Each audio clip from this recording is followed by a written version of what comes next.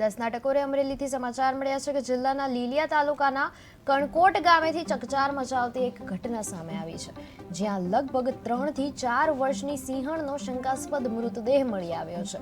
Revenue વિસ્તારમાં મળેલી આ સિંહણના મોત પછી વન વિભાગે તાત્કાલિક તપાસ શરૂ કરી છે અને પોસ્ટમોર્ટમ અહેવાલ બાદ શિકારની શંકાને આધારે વાઇલ્ડ લાઇફ પ્રોટેક્શન એક્ટ હેઠળ ગુનો નોંધાયો છે.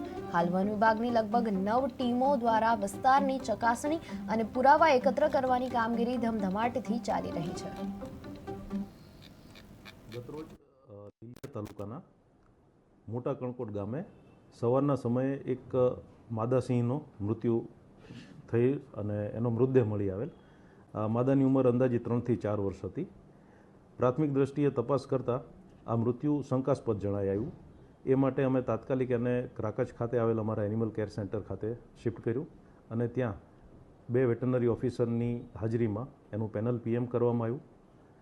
આ મૃત્યુ શંકાસ્પદ જણાઈ આવતું હોય લીલિયા રેન્જ દ્વારા વાઇલ્ડલાઇફ પ્રોટેક્શન એક્ટની અલગ અલગ કલમો શિકાર સહિતની દાખલ કરીને હાલ ગુનો દાખલ કરવામાં આવ્યો છે અને ફોરેસ્ટ વિભાગનો સ્ટાફ એ એરિયા કે જે જગ્યાએથી આ મૃતદેહ મળ્યું છે તથા તેના આજુબાજુના વિસ્તારોમાં સઘન સ્કેનિંગ કરીને આ મૃત્યુ કઈ રીતે થયું હશે એની તપાસ કરી રહ્યું છે.